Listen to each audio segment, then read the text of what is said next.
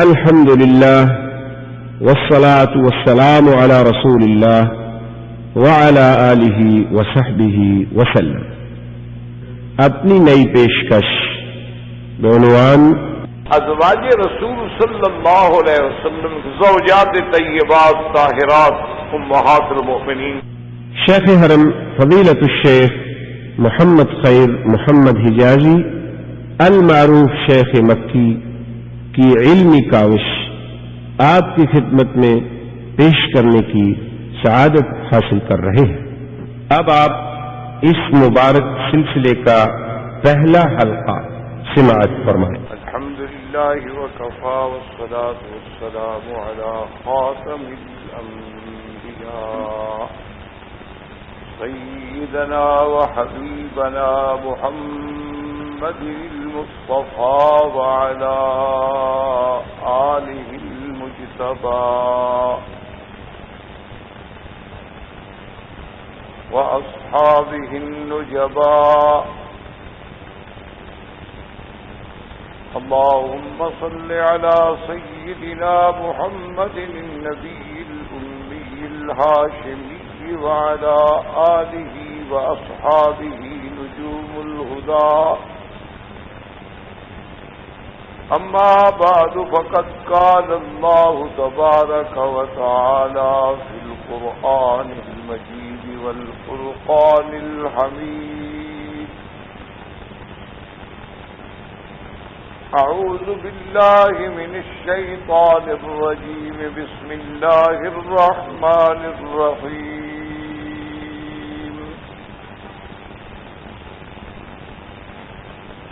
يا نساء النبي لستن كأحد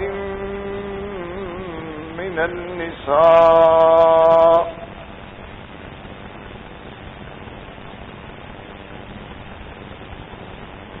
إن اتقيتن فلا تخضعن بالقول فيطمع الذي في قلبه مرض وقلن قولا معروفا. وقرن في بيوتكن ولا تبرجن تبرج الجاهلية الأولى وأقمنا الصلاة وآتينا الزكاة وأطعنا الله ورسوله إنما يريد الله ليذهب عنكم الرجس أهل البيت إنما يريد الله ليذهب عنكم الرجس أهل البيت ويطهركم تطهيرا. واذكرن ما يتلى في بيوتكن من آيات الله والحكمة إن الله كان لطيفا خبيرا. قال النبي صلى الله عليه وسلم خيركم خيركم لأهله وأنا خير لأهلي أو كما قال رسول الله صلى الله عليه وسلم.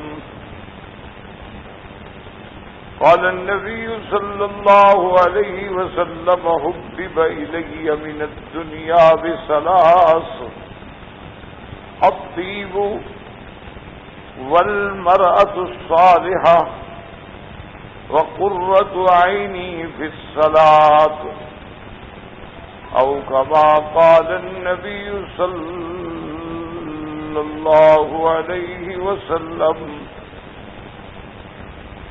صدق الله العلي العظيم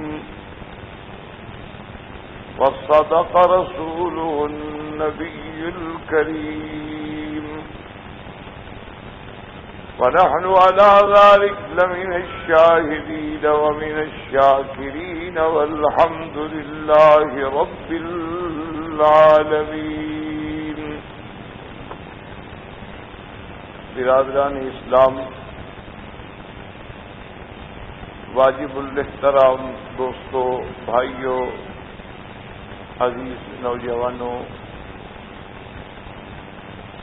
الحمدللہ کہ آپ کی اس مسجد مستشفیٰ عبدالعزیز الظاہر میں دروس کی ابتدا ہو رہی ہے، اور انشاءاللہ ہمارے اس دروس کا تعلق جو ہے وہ ازواج النبی صلی اللہ علیہ وسلم، یعنی حضور کی ازواج مطہرات، حضور صلی اللہ علیہ وسلم کی بیویوں کے بارے میں، حضور صلی اللہ علیہ وسلم کی ازواج کی عفت، عظمت، عصمت، شان کے بارے میں انشاءاللہ اپنی کم علمی کے مطابق کوشش کریں گے. کیونکہ اس کی ایک وجہ تو یہ ہے کہ الحمدللہ آپ کے ان دروس میں اللہ کی رحمت سے سیرت النبی پہ ایک البم آ چکا ہے، جسے اللہ نے اپنی محض خالص رحمتوں سے شرف قبولیت سے نوازا ہے. اور اس کے بعد اسی طرح سیرت الانبیاء علیہم السلام کی مناسبت سے قصص الانبیاء کے نام سے بھی الحمدللہ ایک البم آ چکا ہے. اب حضور صلی اللہ علیہ وسلم اور انبیاء کی سیرت کے بعد چونکہ اہم شخصیات جو ہیں وہ خلفائے راشدین، حضور کے صحابہ اور صحابہ میں خلفائے راشدین، تو اللہ کی رحمت سے اللہ نے توفیق دی، وہ بھی آپ کی اسی مسجد میں، آپ کے اسی ڈاکٹر فورم میں، آپ کی محنتوں سے، آپ کی کوششوں سے اللہ نے مجھے ہر ہفتے میں ایک رات بیان کرنے کی توفیق بخشی. تو خلفائے راشدین کا بھی ایک البم مکمل ہو کے اللہ کی رحمت سے آ چکا. اسی طرح چونکہ پوری امت کو آج اصلاح عقیدہ کی ضرورت ہے، تو اس کی مناسبت سے منہاج مسلم پر بھی الحمدللہ ایک البم جو ہے وہ آ چکا ہے. اسی طرح پھر اس بات کی ضرورت تھی کہ اس وقت جو مغربی تہذیب جو ہے وہ اسلام پر حملہ آور ہوتی ہے کہ اسلام میں عورت کے لیے آزادی نہیں ہے، مساوات نہیں ہے، حقوق نسواں کا خیال نہیں کیا جاتا، مسلمان نے عورت کو ایک قیدی کی حیثیت میں رکھا ہوا ہے. تو اس قسم کے غلط اعتراضات کے دفعے کے لیے ضرورت تھی کہ ہم کوئی ایسی چیز خطابات کے ذریعے لائیں جس سے امت کو انشاءاللہ فائدہ ہو اور اغیار اسلام کے اعتراضات کا جواب بھی ہو سکے. تو وہ اسلام میں عورت کے مقام کے نام سے اللہ نے توفیق بخشی کہ وہ بھی البم مکمل ہو گیا. الحمدللہ پچھلے سال سے مارکیٹ میں آ چکا ہے. اللہ قبول فرمائے اور اللہ اخلاص عطا فرمائے، اللہ ریا سے، سمعت سے، شہرت سے بچائے. تو اب احباب سے ہم نے مشورہ کیا کہ اس وقت ضرورت ایک بات کی ہے کہ اگر ازواج رسول صلی اللہ علیہ وسلم کے ضمن میں ہم اپنے دروس کی ابتدا کریں اور اللہ توفیق بھی دے. اصل بات تو ساری اللہ کی توفیق ہے کہ وہ توفیق دیں گے تو بات ہوگی. اللہ تبارک و تعالی اگر توفیق ہی نہ دیں تو آدمی کیا کہہ سکتے. تو اس کی زیادہ اہمیت ہے، ضرورت ہے. اس کے دو فائدے ہوں گے. ایک تو ہم سرکار دو عالم کی زوجات طیبات طاہرات امہات المؤمنین سے متعارف ہوں گے۔ اور دوسرا اس میں ہماری اپنی بیٹیوں کے لیے، اپنی بہنوں کے لیے، ہمارے اپنے اہل و عیال کے لیے ایک جھلک ملے گی کہ سرکار دو عالم کی گھر کی روشنی، گھر کی تہذیب کا کیا عالم ہے، آپ کا کیا معاشرہ، آپ کی کیسے حسن عشرت۔ تو اس سے جب ایک عورت کی اصلاح ہو جائے تو یقین فرمائیں کہ پورے گھر کی اصلاح ہو جائے۔ تو ضرورت اس بات کی تھی، اور اسی ضمن میں انشاءاللہ اگر اللہ نے توفیق بخشی تو حضور صلی اللہ علیہ وسلم کی تعدد ازواج پر جو اعتراضات ہوتے ہیں، جیسے آج کل دشمنوں نے آپ نے دیکھا ہے، یہ کوئی نئی بات نہیں۔ اسی طرح پہلے ہندوؤں نے، انہوں نے بھی حضور صلی اللہ علیہ وسلم کے خلاف کتابیں لکھی، انہوں نے بھی حضور صلی اللہ علیہ وسلم کے خلاف رنگیلا رسول کتاب لکھ کر عالم اسلام کے مسلمانوں کے دلوں کو زخمی کیا۔ اسی طرح اور بھی ہر دور میں، حتیٰ کہ حضور صلی اللہ علیہ وسلم کے دور میں کعب بن الاشرف یہودی، حضور صلی اللہ علیہ وسلم کے دور میں ابی لہب، حضور صلی اللہ علیہ وسلم کے دور میں ابی لہب کی بیوی حضور کے خلاف اس قسم کے اشعار، حضور صلی اللہ علیہ وسلم کی حجب میں باتیں، ہر لحاظ سے یہ ابتداء آفرین سے ہوتا آیا ہے اور ہوتا جائے گا۔ اصل بات یہ ہمارے لیے ایک بہت بڑی آزمائش ہوتی۔ اسی طرح آپ دیکھیں کہ رشدی ملعون کا فتنہ اٹھا، اسی طرح آپ دیکھیں تسلیمہ نسرین کا فتنہ اٹھا، اسی طرح آپ دیکھیں کہ اب جناب انہوں نے ایک عورت کو مسجد میں خطبہ جمعہ کے لیے اور امامت جمعہ کے لیے کھڑا کر دیا۔ اب جناب اتنے عرصے کے بعد آپ دیکھیں کہ پھر وہ ڈنمارک سے آپ نے جیسے دیکھا ہے، سنا ہے، پڑھا ہے، اب تو ہر مسلمان کو پتا ہے کہ پہلے ایک چھوٹی سی اخبار میں جس کی اشاعت بڑی محدود تھی اس میں کارٹون شائع کیے گئے، اس کے بعد اس سے کچھ اور زیادہ اشاعت والی اخبار کو دیا گیا، پھر ناروے کی ایک اخبار کے ذریعے نعوذ باللہ مسلمانوں کی دل شکنی کی گئی، اس کے بعد پھر انہوں نے یورپ کے بعد اخبارات جو تھے انہوں نے بھی اپنے اس اخبار کو حریت فکر اور حریت آزادی قلم کے نام سے اس کا تعاون کیا۔ یہ سارا ایک مخطط ہے، ایک پلاننگ ہے، ایک پروگرام ہے، اس پہ کفر چل رہا۔ تو ہمارے لیے کیا چاہیے کہ ہم علم کا جواب علم سے، ہم قلم کا جواب قلم سے دیں، نہ کہ تلوار سے دیں۔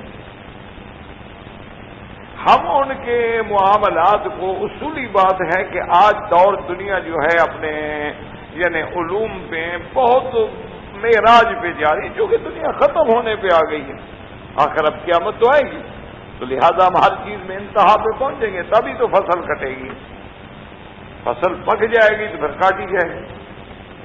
تو اسی لیے اب ہم علمی طور پر بھی گویا کہ اپنے انتہاؤں کو چھو رہے ہیں، لیکن ضرورت اس بات کی ہوتی ہے کہ آدمی اگر کسی بات کو مدلل انداز میں اپنے خصم کے سامنے، اپنے مخالف کے سامنے، اپنے دشمن کے سامنے بھی رکھے تو وہ بات مانتا ہے۔ اسی طرح کافی عرصہ پہلے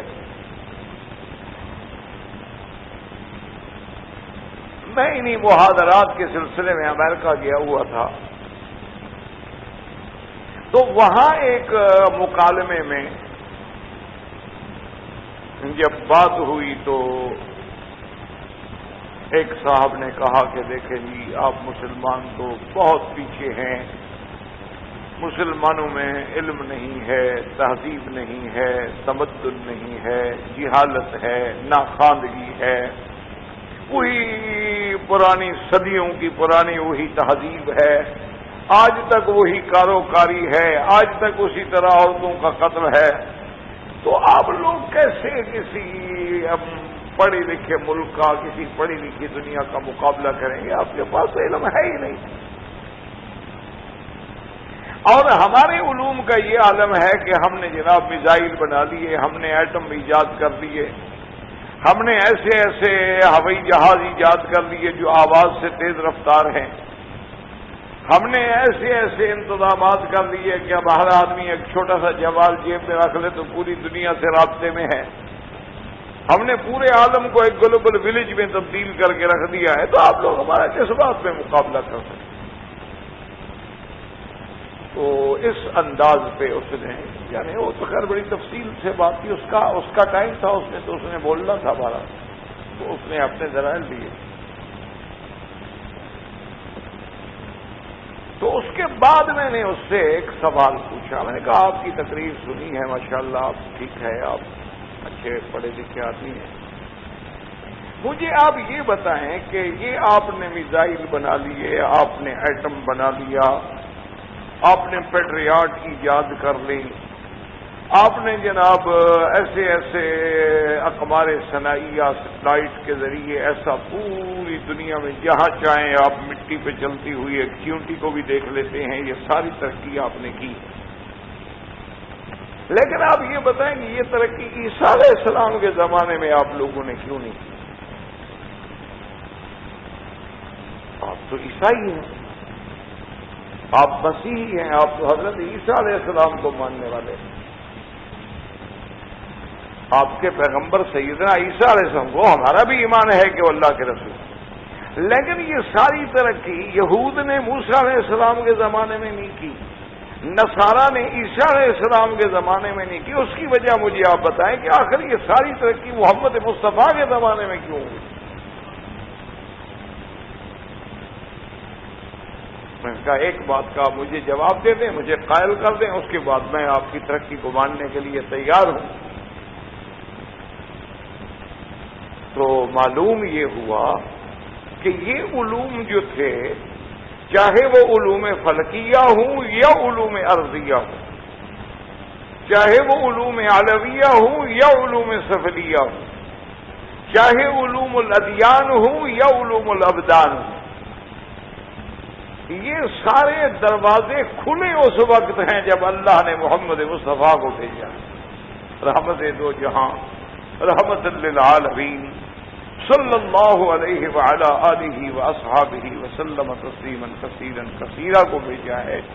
آپ کا جب دور آیا اور آپ جب قرآن لے کے آئے تو اللہ تبارک و تعالی نے اس قرآن کے ذریعے پورے عالم کو روشناس کرایا۔ اس قرآن نے آ کے ہمیں قصہ ابرہہ کے بارے میں بتایا، اس قرآن نے آ کے ہمیں ابابیل کے بارے میں بتایا کہ ارسل علیہم طیرا ابابیل ترمیہم بحجارۃ من سجیل، کہ وہ پرندے چھوٹے چھوٹے کنکر لائے تھے، اور وہ کنکر جب ہاتھیوں کے ان کے سواروں پہ ڈالا جاتا تھا تو اس کے اندر گھستا ہوا ان کی تباہی و ہلاکت کا باعث بن جاتا تھا، اور وہ کنکر جو ہے ان کے اندر بیماری جدری، جسے آپ جدری عربی میں کہتے ہیں، چیچک کہہ سکتے ہیں آپ، یا اس کو بھی آپ کہہ سکتے ہیں، وہ بھی پھیلنے کا باعث بن جاتا تھا، ان کا عضو کٹنے لگ جاتا تھا۔ تو یہ فلسفہ، یہ چھوٹے سا پتھر، چھوٹے سے ذرے سے اتنے بڑے ہاتھیوں کی ہلاکت کا واقعہ سنانے والا کون ہے؟ وہ تو محمد مصطفیٰ۔ اب آپ نے غور کیا کہ وہ ذرا ڈھونڈے، آپ کو میزائل میں نے کہا کس نے سکھایا؟ یہ بات تو حضور کے آنے کے بعد ہوئی نا، کہ جب ابلیس لعین نے شیطان سے پوچھا کہ بھئی آپ مدد اعلیٰ کی خبریں کیوں نہیں لا رہے ہو؟ انہوں نے کہا جی کیا کریں، انا کننا نقعد منھا مقاعد للسمع، ہم نے تو خلائی اسٹیشن اپنے بنائے ہوئے تھے، وہاں بیٹھ کے ہم ملائکہ کی باتیں سنتے تھے، لیکن ومن یستمع الآن یجد لہ شہابا رصدا، اب اگر ہم سننے کی کوشش کرتے ہیں تو ایک چمکتا ہوا اور جلانے والا ستارہ آ کے ایسے صاروخ کی طرح ہمیں لگتا ہے۔ تو یہ باتیں آپ کو کس نے بتائیں؟ محمد مصطفیٰ صلی اللہ علیہ وسلم۔ آپ تو ساری زندگی ٹامک ٹوئیاں مارتے رہے کہ ذرہ تقسیم ہو سکتا ہے یا نہیں ہو سکتا ہے، آپ نے کہا کہ ذرہ ناقابل تقسیم ہے، اس کے بعد آپ 19ویں صدی میں آ کے اس بات پہ پہنچے کہ ذرہ قابل تقسیم ہے، اور پھر اس سے آپ نے قنابل ذریعہ بنانے شروع کیے۔ قرآن نے تو یہ بات 1400 سال پہلے ہمیں بتا دی تھی۔ اللہ نے اپنے قرآن میں واضح کر دیا تھا وَمَا يَعْزُبُ عَنْ رَبِّكَ مِن مِّثْقَالِ ذَرَّةٍ فِي السَّمَاوَاتِ وَلَا فِي الْأَرْضِ وَلَا أَصْغَرَ مِن ذَلِكَ وَلَا أَكْبَرَ، کہ کوئی ذرہ یا اس سے بڑا یا اس سے چھوٹا۔ تو قرآن بتا گیا کہ یہ تو قابل تقسیم ہے۔ یہ سارے علوم آپ کو کس نے دیے؟ آپ کیسے ہمیں کہتے ہیں کہ مسلمان نعوذ باللہ جاہل ہے؟ آپ تو غسل کرنا نہیں جانتے تھے، اس وقت بھی بغداد کے اندر جو ہے ماشاءاللہ ہم آباد ہوتے تھے۔ آپ یورپ کو تو پتہ ہی نہیں تھا کہ غسل کیا چیز ہوتی ہے۔ یورپ تو جہالت کی تاریکیوں میں پڑا ہوا ہوتا تھا اگر آپ اسپین سے ہماری کتابیں نہ لے جاتے، اگر آپ ہمارے علوم کو نہ لے جاتے۔ آج ایلوپیتھی آسمان پہ پہنچ جائے لیکن پھر بھی اسی ابن سینا کی محتاج ہے۔ کہاں جائیں گے آپ؟ کیسے نکلیں گے؟ آج بھی مجبور ہیں کہ ابن سینا کے نام سے اپنے میڈیکل کالجوں کے نام رکھتے ہیں، اپنی کتابوں کے نام رکھتے ہیں، جو کہ بنیاد علم کے رکھنے والا وہ شخص۔ تو کس چیز میں آپ ہم سے آگے بڑھے ہیں؟ آپ مجھے ایک بات سے تو بتلا دیں کہ کون سی ایسی بات ہے؟ سائنس نے کہا جی یہ زمین جو ہے یہ بھی اجرام فلکیہ کا ایک حصہ تھی، یعنی پہلے آسمان سے ملی ہوئی تھی پھر علیحدہ ہوئی ہے۔ 1400 سال پہلے قرآن نے بتا دیا اولم یری الذین کفروا ان السماوات والارض کانتا رتقا، ملا ہوا تھا ففتقناها، ہم نے ان کو علیحدہ کیا۔ یہ سارے علوم تو آپ کو قرآن سے ملے ہیں۔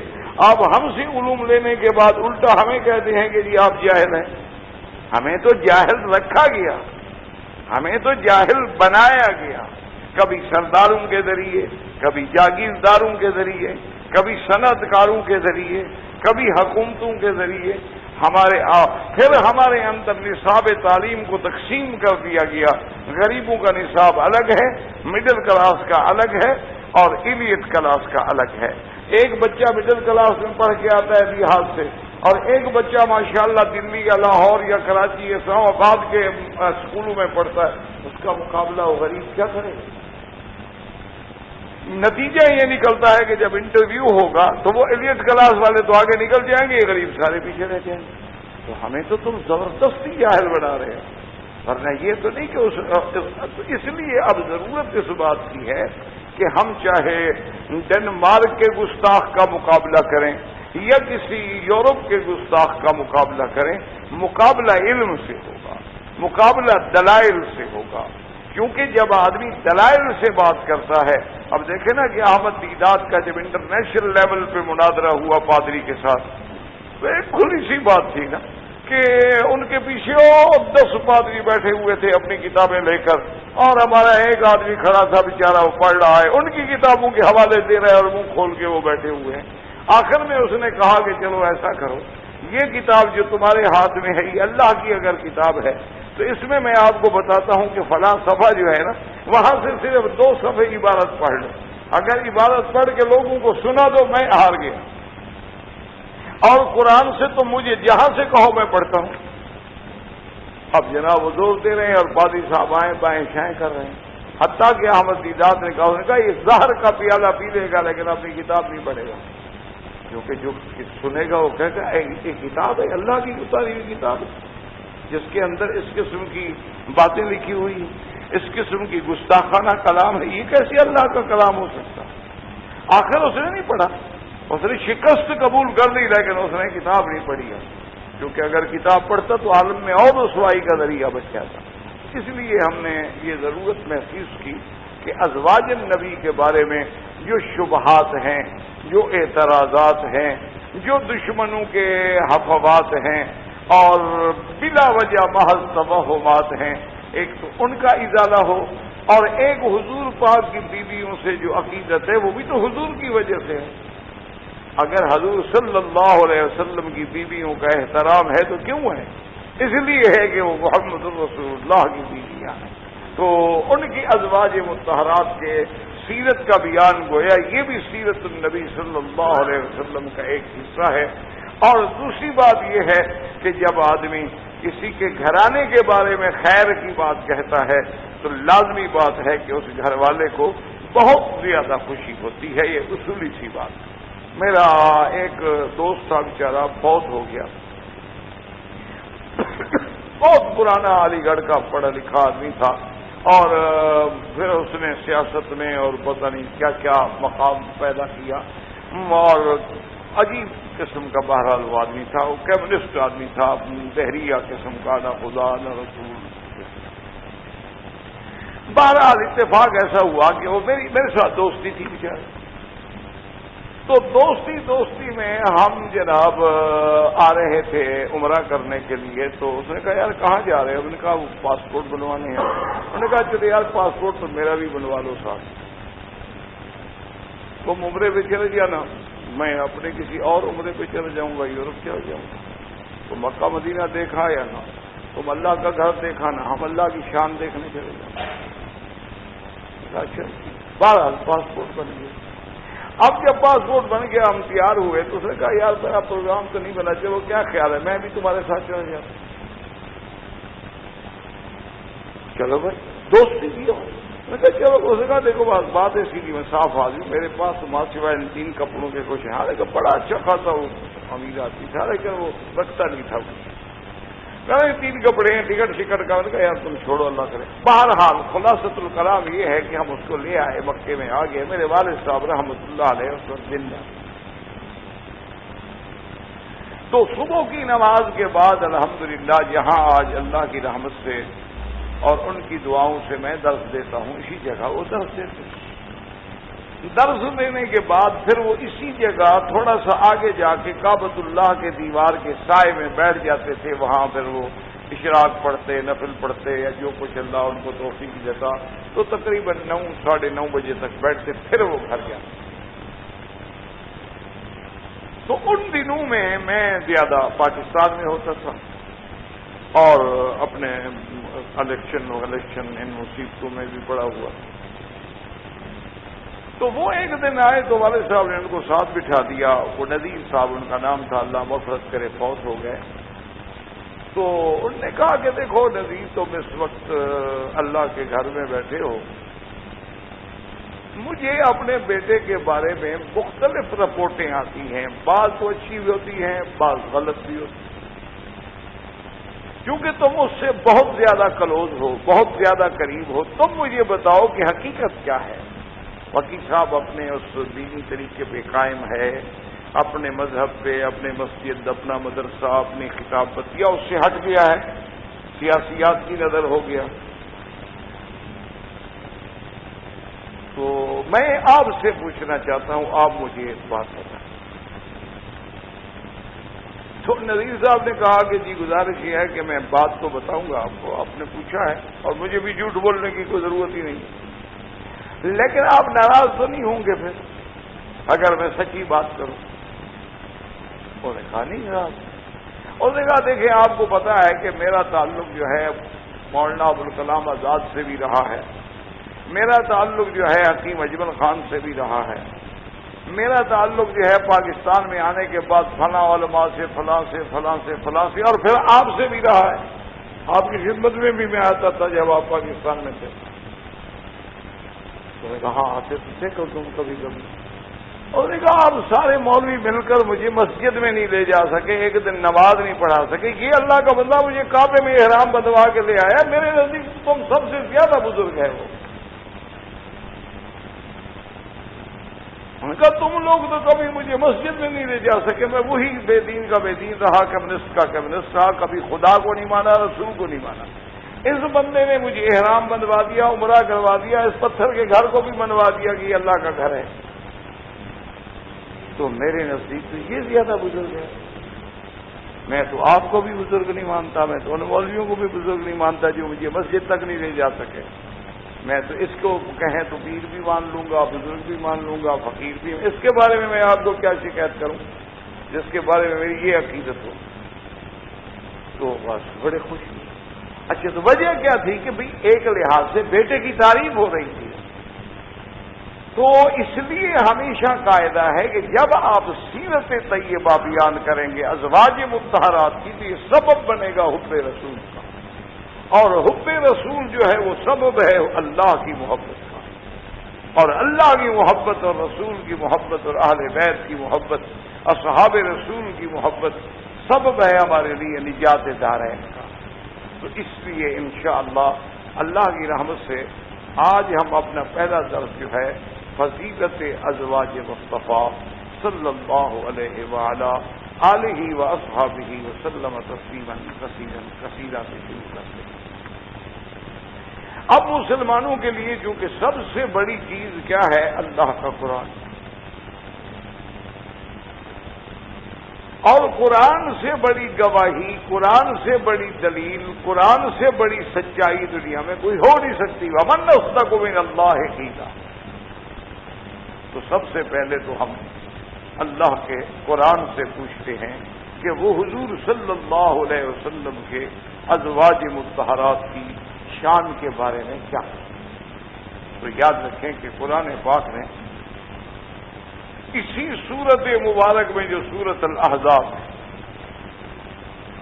اس میں آپ دیکھیں گے کہ اللہ نے قرآن پاک میں اپنے نبی کو مخاطب فرمایا کہ یا ایھا النبی قل لازواجک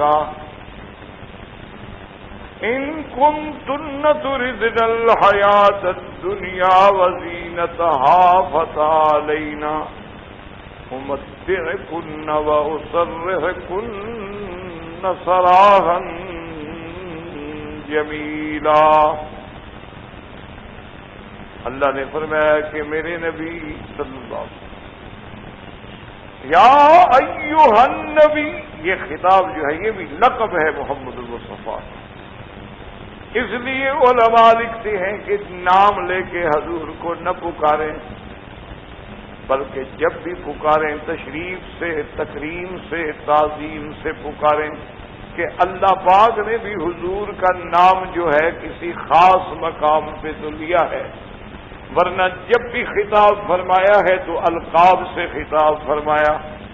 ہر پیغمبر کو اللہ نے نام سے خطاب فرمایا، یا آدم اسکن، فرمایا یا عیسی ابن مریم، یا زکریا، یا یحییٰ، لیکن جب حضور کی باری آئی تو فرماتی ہیں یا ایھا الرسول، یا ایھا النبی، یا ایھا المزمل، یا ایھا النبی قل لازواجک، اے میرے پیارے نبی صلی اللہ علیہ وسلم۔ لفظ ایھا النبی ہے، ہم پیار کیوں کہتے ہیں؟ اپنی اظہار عقیدت کے لیے، اظہار محبت کے لیے کہ اللہ کو نبی پیارے ہیں، تب تو اس انداز میں خطاب ہو رہا ہے۔ اگر پیار نہ ہوتا تو خطاب کا یہ انداز بھی نہ ہوتا۔ یہ انداز تخاطب بتلاتا ہے کہ وہ حبیب اللہ ہے، جیسے ابراہیم خلیل اللہ ہے، میرے محمد مصطفیٰ صلی اللہ علیہ وسلم جو ہیں حبیب اللہ ہیں، اور حضور کی اتباع ہی اللہ کی محبت کا ذریعہ ہے۔ اس لیے قرآن واضح کر دیتا ہے کہ قل ان کنتم تحبون اللہ، کہہ دیجئے کہ اگر تم چاہتے ہو اللہ سے محبت، فاتبعونی یحببکم اللہ، تم میری اتباع کرو، اللہ تم کو اپنا محبوب بنا دیں گے۔ تو اللہ کی محبوبیت حاصل ہوگی تو اتباع محمد مصطفیٰ سے، نجات حاصل ہوگی تو اتباع محمد مصطفیٰ سے۔ اللہ نے فرمایا قل لازواجک، قل لازواجک ان کنتن تردن الحیاۃ الدنیا وزینتها، اور دوسرے مقام پہ بھی اللہ نے اسی طرح فرمایا یا ایھا النبی قل لازواجک وبناتک ونساء المؤمنین یدنین علیہن من جلابیبہن۔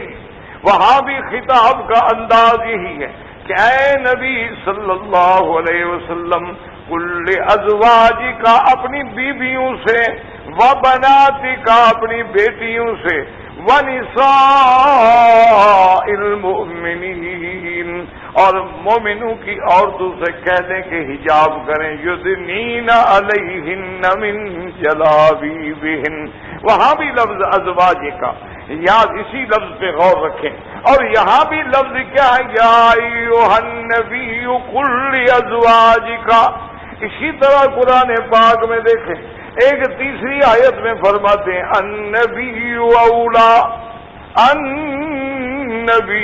اولا بالمؤمنین من انفسهم وازواجہ امہاتہم، وہاں بھی فرمایا ازواج، لفظ ازواج، اسی طرح ایک چوتھی آیت میں فرمایا انا احللنا لک ازواجک، وہاں بھی لفظ ازواج۔ تو سارے قرآن میں نظر ڈالیں کہ اللہ نے حضور صلی اللہ علیہ آلہ واصحابہ وسلم کی بیویوں کو لفظ ازواج، ازواج جمع ہے زوج کی۔ اب اس بات کو سمجھیں کہ لفظ ورنہ عورت کے لیے لفظ امرا بھی ہے، عورت کے لیے لفظ زوجہ بھی ہے، عورت کے لیے لفظ نساء بھی ہے، تو کئی یعنی القاب ہیں عورت کے لیے، لیکن اللہ تبارک و تعالی نے حضور صلی اللہ علیہ وسلم کی بیویوں کے لیے جو لفظ استعمال فرمایا ہے وہ اپنا جو ہے ازواج کا ہے۔ اس کی کیا وجہ؟ بس اس بات کو آپ سمجھیں تو اسی میں شان ہے ازواج رسول اللہ۔ ازواج یاد رکھیں جمع ہے زوج۔ زوج کا معنی کیا ہوتا ہے؟ دو چیزوں کا برابر ہونا، جیسے آپ کا محاورات عرب میں کہتے ہیں زوجہ خف، جیسے جوتی کے دونوں پاؤں جو ہیں وہ برابر ہوتے ہیں، ان میں ذرا سا بھی فرق نہیں ہوتا، جن میں یعنی تماثل ہو، عربی میں کہتے ہیں تماثل ہو، تشابہ ہو، تشاکل ہو، وہ زوج ہوگا۔ زوج جوڑا ہو گیا، لیکن کیسے زوج ہوگا؟ جس میں تشاکل ہو، باقاعدہ تماثل ہو، تشابہ ہو یعنی برابری، تب وہ زوج کہلائے۔ ایک چھوٹا بڑا تو پھر زوج تو نہیں کہلائے گا، تماثل نہ ہو پھر بھی نہیں کہلائے گا، تشاکل نہ ہو پھر بھی نہیں کہلائے گا۔ تو اس لیے اب آپ دیکھیں کہ اللہ تبارک و تعالی نے اچھا اور مقامات پہ اللہ نے نام لیا ہے، لیکن وہاں لفظ امرا ہے۔ مثلا اللہ تبارک و تعالی نے فرمایا ہے قرآن ضرب اللہ مثلا للذین کفروا امرأۃ نوح وامرأۃ لوط، اللہ نے مثال بیان کی کہ دیکھو نوح علیہ السلام کی بیوی بھی کافرہ اور لوط علیہ السلام کی بیوی بھی کافرہ۔ حضرت لوط علیہ السلام نبی ہیں، بیوی کافر ہے۔ حضرت نوح علیہ السلام اول رسول، پہلے نبی ہے لیکن بیوی کافرہ ہے۔ اس لیے یہ بات یاد رکھیں کہ ابتدائے اسلام میں یا اسلام سے پہلے جتنے ادیان اور مذاہب گزرے ہیں ان میں کافر سے نکاح کرنا جو ہے وہ جائز تھا، کوئی منع نہیں تھا شریعت۔ ایک بات یا مطلب کہ نبی کی بیوی کافر کیوں ہو؟ کیونکہ منع نہیں تھا۔ ٹھیک، حضور صلی اللہ علیہ وسلم نے بھی اپنی بعثت سے پہلے اپنی بیٹیوں کا نکاح کن سے کیا؟ کیونکہ منع نہیں۔ اس لیے علماء نے ایک بات یہ بھی لکھی ہے، وہ اسی ضمن میں آپ یاد رکھیں کہ کسی پیغمبر کی بیوی کافرہ تو ہو سکتی ہے لیکن فاجرہ نہیں ہو سکتی۔ یعنی کسی پیغمبر کی بیوی یہ تو ہو سکتا ہے کہ کافرہ ہو، لیکن یہ نہیں ہو سکتا نعوذ باللہ کہ وہ گناہگار ہو، یہ نہیں ہو سکتا کہ وہ بد کردار ہو، کیونکہ اگر وہ گناہگار ہو یا بد کردار ہو تو عصمت نبی پہ حملہ ہوتا ہے۔ کافر تو کافر ہے، کیا ہو گیا؟ اس لیے قرآن نے جہاں فرمایا کہ فخانتاہما، ان کی بیویوں نے خیانت کی، تو خیانت مانا گناہ نہیں، خیانت یہ کی کہ انہوں نے اپنے کفر پہ رہتے ہوئے اپنے کفار کی حمایت کی، لیکن حضرت لوط علیہ السلام کی حمایت نہ کی، حضرت نوح علیہ السلام کی حمایت نہ کی۔ ورنہ کبھی بھی اللہ اپنے انبیاء کے گھرانے کو اتنا پاک رکھتے ہیں، اتنا صاف رکھتے ہیں کہ وہ کافر تو ہو سکتا ہے لیکن گناہگار نہیں ہو سکتا۔ اسی لیے میرے آقا نے ارشاد فرمایا تھا کہ ولدت من نکاح، کہ الحمدللہ اللہ نے مجھے نکاح سے پیدا فرمایا ہے، اور فرمایا کہ اللہ نے جب سے میرا سلسلہ رکھا ہے حضرت اسماعیل سے کنانا کو اختیار کیا، کنانا میں سے قریش کو چن لیا، قریش میں سے اللہ نے بنو ہاشم کو چن لیا، بنو ہاشم میں سے بنو عبد المطلب کو چن لیا، عبد المطلب کے گھرانے سے مجھے چن لیا۔ حضور نے فرمایا میری والدہ سے لے کر آخری نسل تک چلے جاؤ، پوری نسل میں زنا نہیں ہوا کہیں، اللہ نے پاک رکھا۔ یعنی یہ عزت و عصمت ہے کہ صدیاں پہلے، یعنی یہ نہیں حضور کے خدانے، یعنی اس سے پہلے حضرت ولد اسماعیل، یعنی اب حضور کا نسب کہاں سے چلے گا؟ محمد ابن عبداللہ ابن عبد المطلب ابن ہاشم ابن عبد مناف قصی ابن کلاب یہ، لیکن انتہا ولد اسماعیل پہ جا کے ہوگی۔ تو اللہ نے اس سے لے کر حضور کی والدہ تک ایسا نسب محفوظ رکھا ہے کہ کوئی دشمن تانا بھی نہ دے سکے۔ تو بہرحال کہنے کا مقصد یہ تھا کہ اب بات کو سمجھیں کہ وہاں اللہ نے لفظ کیا استعمال کیا؟ امرأۃ نوح وامرأۃ لوط، لوط کی بیوی عورت۔ اچھا اسی طرح آپ دیکھیں کہ حضرت ابراہیم تو پیغمبر ہیں، وہاں بھی لفظ آیا تو مرأہ کا آیا ہے۔ قرآن پاک میں باقاعدہ آپ نے پڑھا ہے کہ جب مہمان آئے حضرت ابراہیم علیہ السلام کی خدمت میں، آپ نے جناب ایک بچڑا ذبح کیا، بھونا اور پیش کر دیا۔ اب دیکھا کہ مہمان تو کھاتے نہیں، کہا لا تاکلون، کیوں نہیں کھاتے ہو؟ ابراہیم علیہ السلام ڈر گئے کہ یہ اچھے مہمان ہیں۔ اچھا یہ عرب میں ایک رواج ہوتا تھا کہ مہمان اگر کھانا نہ کھائے تو مانا ہے کہ دشمنی، ورنہ کیسے دوست ہو اور کھانا نہ کھائے، یا اجنبی ہو اور کھانا، ہاں دشمن نہیں کھاتا، کہتا ہے میں اس کے گھر کا کھانا کیوں کھاؤں گا، یہ تو میرا دشمن ہے۔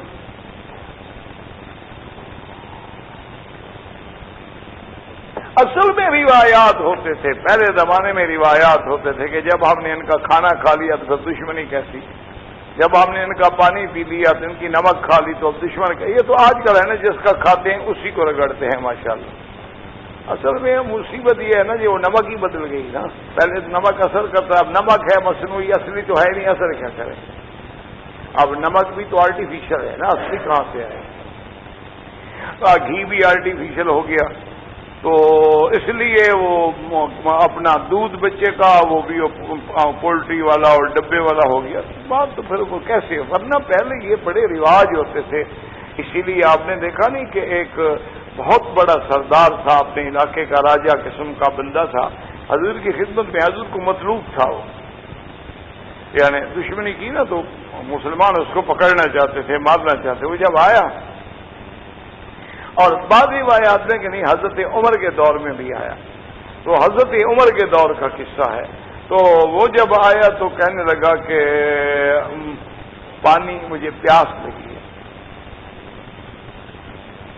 حضرت عمر نے حکم کیا پانی لے آؤ۔ پانی جب لائے تو اس نے پیالہ ایسے پکڑا ہاتھ میں، کہنے لگا کہ عمر جب تک مجھے پانی پینے دو گے ایسا نہ میں پانی پیوں تلوار مار دیں۔ انہوں نے کہا نہیں جب تک آپ پانی پیئیں گے ہم کچھ نہیں کہیں گے۔ اس نے کہا میں نے اسی لیے تو منگوایا تھا، اب جب تک میں پانی نہ پیوں آپ مجھے پناہ دے چکے ہیں، میں پانی نہیں پیتا۔ اور انہوں نے کہا ٹھیک، اب ہم نے زبان کر دیا، وہ زبان پر تو پابند ہے، ہم تو زبان سے نہیں ہلیں گے اپنی۔ تو یہ روایات ہوتے تھے اس وقت، تو اس لیے اب قرآن پاک کہتا ہے کہ جب مہمان آئے تو آپ نے کھانا رکھا نہ کھایا۔ اس کے بعد انہوں نے کہا کہ حضرت ابراہیم علیہ السلام سے کہ انا رسول رب، ہم تو فرشتے ہیں۔ تو اب جناب پوچھا قال فما خطبکم، اس کے بعد آتا ہے کہ وامرأتہ قائمۃ فضحکت، کہ آپ کی عورت بھی وہاں کھڑی تھی جب انہوں نے بچے کی خوشخبری دی تو بیچاری ہنس پڑی. انہوں نے کہا عجیب بات ہے، میں بوڑھی ہو گئی، خاوند بوڑھا ہو گیا، ہماری وہ عمر ہی گزر گئی بچے پیدا کرنے کی، اب تو ہم بالکل حکیم ہو گئے، اب ہمیں خوشخبری دی جا رہی. انہوں نے کہا عجیب بات ہے، تم تعجب کر رہی ہو، تو اللہ کی طرف سے خبر ہے، اللہ تو قادر ہے، چاہے بوڑھے کو دے دے، نہ چاہے تو جوان کو بھی نہ دے. تو وہاں بھی لفظ کیا ہے، وامرأۃ. اسی طرح جب اللہ نے زکریا علیہ السلام کی دعا مانگنے کے بعد اللہ نے آپ کو خوشخبری دی کہ یا زکریا انا نبشرک بغلام اسمہ یحییٰ، تو وہاں بھی حضرت زکریا نے بھی عرض کیا تھا کہ یا اللہ مراتی آخر میری بیوی جو ہے وہ بیچاری تو سانڈ ہو چکی ہے، اب وہ تو اس مدت عمر سے گزر چکی ہے جس میں بچہ پیدا ہوتا ہے. تو وہاں بھی لفظ وامرأتی. حضرت ابراہیم کی بیوی کے بارے میں بھی لفظ آیا وامرأتہ قائمۃ فضحکت. اسی طرح کو حضرت لوط علیہ السلام کی بیوی کے بارے میں بھی لفظ آیا امرأۃ لوط. حضرت نوح علیہ السلام کی بیوی کے بارے میں بھی لفظ آیا امرأۃ نوح. اچھا اسی طرح دیکھیں کہ فرعون کی بیوی کے بارے میں بھی لفظ ضرب اللہ مثلا للذین آمنوا امرأۃ فرعون، وہاں بھی امرأۃ فرعون لفظ آیا امرأۃ فرعون. اچھا اسی طرح دیکھیں آپ سیدنا یوسف علیہ السلام کے قصے میں دیکھیں تو وہاں بھی یہی لفظ آپ کو ملے گا کہ امرأۃ العزیز، عزیز کی عورت. تو اس لیے آپ اب اس لفظوں پہ غور کریں کہ ہر جگہ تو لفظ امرأہ ہے، لیکن اللہ نے میرے مدنی پاک کی کسی بیوی کو امرأہ نہیں کہا. اصل جو بات سمجھنے والی ہے، خدا ہمیں قرآن کو سمجھنے کی توفیق دے اور تدبر اور تفکر کی توفیق دے کہ وہاں تو کہہ دیا امرأہ، لیکن حضور کی بیویوں کا جب نام آیا ہے تو فرمایا ازواجکا، یا فرمایا یا نساء النبی من یأت منکن بفاحشۃ مبینۃ، یا فرمایا یا نساء النبی لستن کاحد من النساء. کہیں فرماتے ہیں النبی اولا بالمؤمنین من انفسہم وازواجہ امہاتہم، کہیں فرماتے ہیں انا احللنا لک ازواجک، اور کسی جگہ فرماتے ہیں یا ایھا النبی لم تحرم ما احل اللہ لک تبتغی مرضات ازواجک. تو وجہ اس کی کیا ہے؟ تو اصل بات جس کے لیے ہم نے اتنی لمبی تمہید باندھی ہے، اس لیے کہ وہ میرے سامعین کے دماغ میں اتر سکے کہ زوج کا معنی ہوتا ہے جس میں برابری کا معنی پایا جائے، جس میں تماثل اور تشابہ پایا جائے. اللہ نے فرمایا میرا مدنی آپ کو جو ہم نے بیویاں دی ہیں یہ واقعی آپ کے جوڑ کی ہیں، آپ کی زوج ہیں، یہ واقعی ازواج کہلانے کی مستحق ہیں. اچھا وہاں امرأۃ لوط جس جوڑ نہیں بنتا، کیوں لوط نبی ہے وہ کافرہ ہے، تو جوڑ کیسے بنے؟ اچھا بھی نوح علیہ السلام کی بیوی کو امرأہ کہا، کیوں جوڑ نہیں بنتا؟ کیونکہ وہ کیسے جوڑ بنے، وہ نبی ہے وہ کافرہ. اچھا اب حضرت ابراہیم علیہ السلام یا حضرت زکریا علیہ السلام کی بیوی کو امرأہ کیوں کہا کہ وہ قصہ حمل تھا، وہ قصہ تھا کہ اللہ آپ کو بیٹا دے گا. اللہ نے کہا عالد انا عجوز وہذا بالی شیخا، عجیب بات ہے کہ میں بوڑھی جو ہے اب مجھے حمل ہوگا، اب مجھے بچہ پیدا ہوگا، اور یہ میرا خامد بھی بوڑھا ہو گیا. وہاں چونکہ حمل کا قصہ تھا، حمل عورت کو ہوتا ہے، حمل مرد کو تو ہوتا نہیں، تو وہاں بھی لفظ امرأہ کا استعمال ہو سکتا تھا، وہاں بھی زوج کا لفظ استعمال نہیں ہوا. بھی حضرت زکریا نے بھی کہا کہ امراتی آخر وحبلی ملت ان کا ولیہ، تو وہاں بھی چونکہ لفظ امرأہ کا استعمال ہونا تھا، چونکہ من یہ تھا کہ بھئی آپ کی بیوی جو ہے وہ قصہ حمل ہے کہ اللہ بچہ دیں گے. اور حمل کا تعلق عورت سے ہوتا ہے، اور حمل کا تعلق جو ہے وہ مرد سے نہیں ہوتا، کیونکہ قرآن جو ہے، قرآن تو ایک عظیم نعمت ہے، لیکن خدا کرے کہ ہمیں اس میں اللہ ہمیں پڑھنے اور سمجھنے کی توفیق دے۔ قرآن میں تو اشارات ہوتے ہیں۔ اب آپ دیکھیں جناب کہ اب 21ویں صدی میں مثلا آپ گزر رہے ہیں، اب جدید تحقیق جو آئی ہے نا جی، جدید علوم کے ماہرین کی جو تحقیق آئی ہے وہ یہ آئی ہے کہ آپ نے مکڑی کا گھر تو دیکھا ہے نا، جس کو بیت العنکبوت عربی میں کہتے ہیں، بیت العنکبوت ہم مکڑی کہتے ہیں، کہ مکڑی گھر بناتی ہے، بڑا عجیب سا گھر ہوتا ہے، دیکھنے والا ہوتا ہے، اتنا اچھا تو کوئی آرکیٹیکٹ بھی نہ بنا سکے جتنا وہ بناتے ہیں۔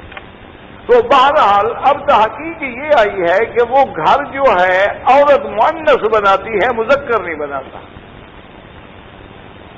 اب جدید علوم نے یہ تحقیق کی ہے، اس کا باقاعدہ ریسرچ کی ہے، انہوں نے تحقیق کی ہے، وہاں جناب اس کو انہوں نے منظار اور اپنے مشینوں کے اور اپنے جہازوں کے رکھا ہے، تو تحقیق پہ وہ اس نتیجے پہ پہنچے ہیں کہ مکڑی کا جو گھر ہے نا، وہ گھر بنانے میں عورت ہی کام کرتی ہے، مرد نہیں کرتا۔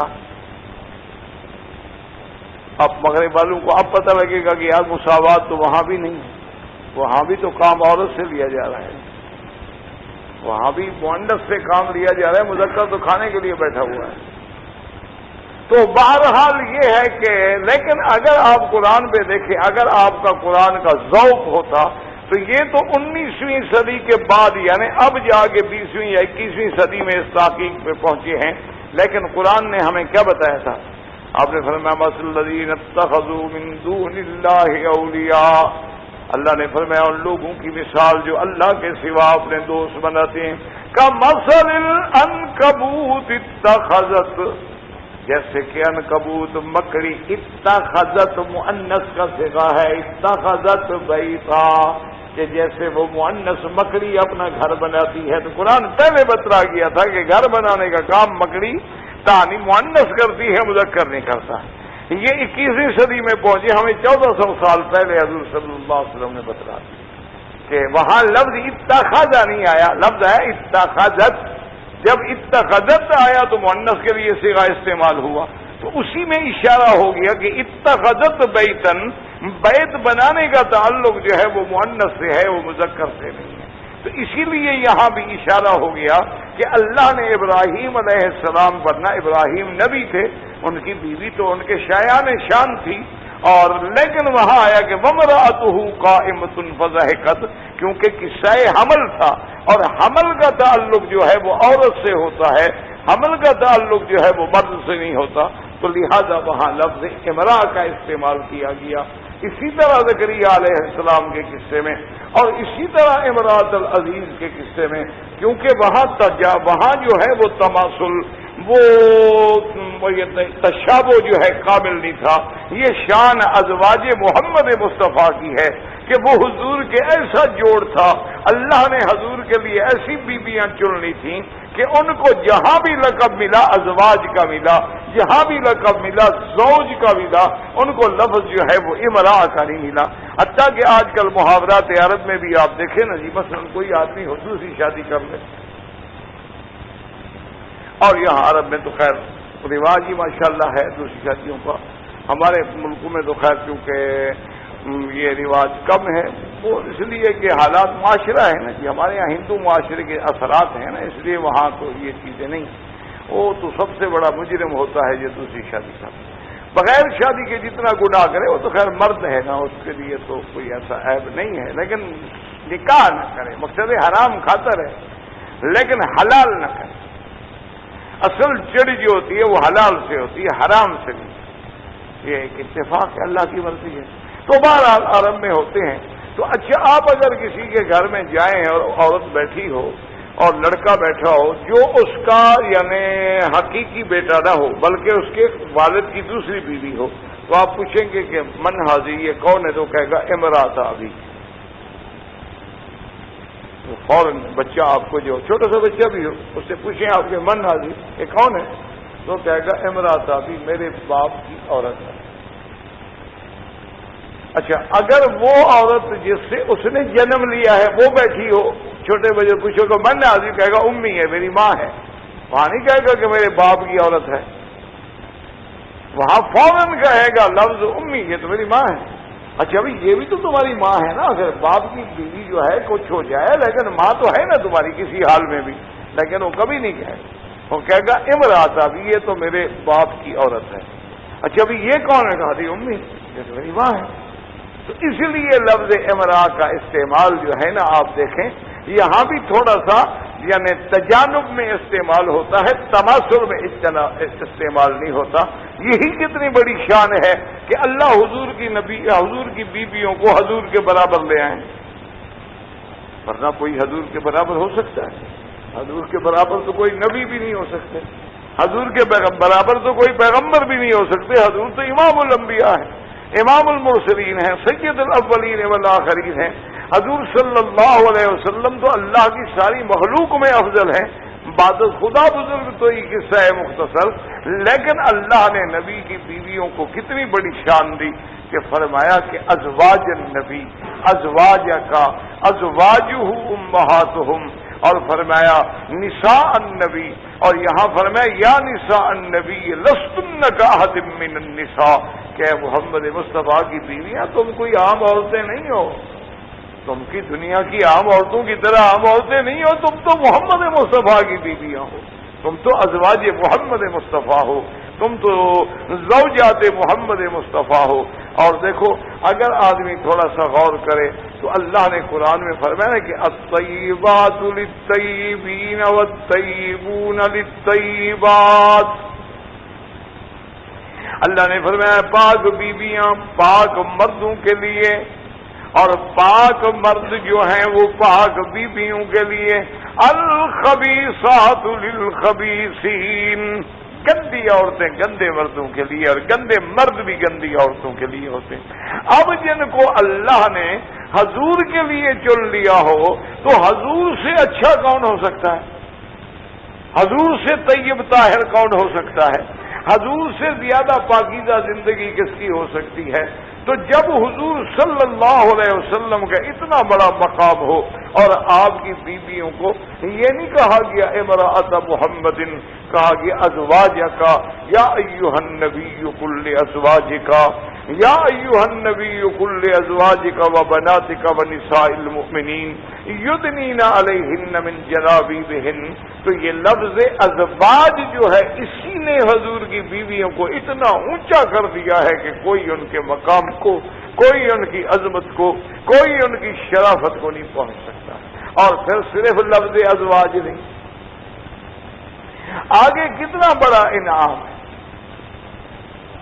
فرمایا النبی اولی بالمؤمنین من انفسہم، کہ نبی سب سے پیارا، اپنی جان سے پیارا، مال سے پیارا، اولاد سے پیارا، وازواجہ امہاتہم، اور حضور کی بیویاں جو ہیں وہ مائیں، لیکن یاد رکھو کس کی مائیں ہیں؟ امہات المؤمنین، مومنوں کی مائیں ہیں۔ حضور نے یا اللہ نے یہ نہیں فرمایا کہ امہات الامت کہ وہ امت کی مائیں ہیں، اس لفظ پہ غور کریں، قرآن کے الفاظ کو سمجھیں، حدیث کے الفاظ کو سمجھیں، یعنی حضور کی بیویاں امہات المومنین ہیں، یہ نہیں کہ امہات الامت حضور کی امت کی مائیں ہیں۔ امت میں تو کافر بھی ہیں، کافر بھی حضور کی امت ہے، فرق اتنا ہے کہ انہوں نے نہیں مانا، بعض امت اجابت ہے، بعض امت دعوت ہے۔ حضور کا جن نے مان لیا ہے وہ مومن ہے، جن نے نہیں مانا، لیکن امت تو حضور کی ہے اور نبی تو کوئی ہے نہیں، نبی نے آنا ہے۔ لیکن حضور نے فرمایا کہ امہات المومنین، ایمان والوں کی مائیں ہیں، کافروں کی نہیں۔ کافر اس قابل ہی نہیں ہے کہ وہ ان کو اپنی ماں کہہ سکیں۔ یہ لقب ملا ہے امہات کا صرف امہات المومنین کے۔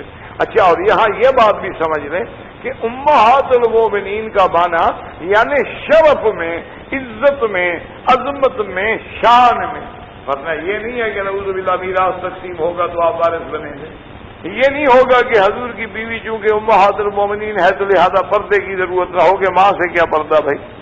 تو اچھا، اسی طرح اب ان کے بیٹے یا بیٹیاں ہیں یا ان کی بہنیں بھائی ہیں، ان کو اخوال المومنین نہیں کہا گیا۔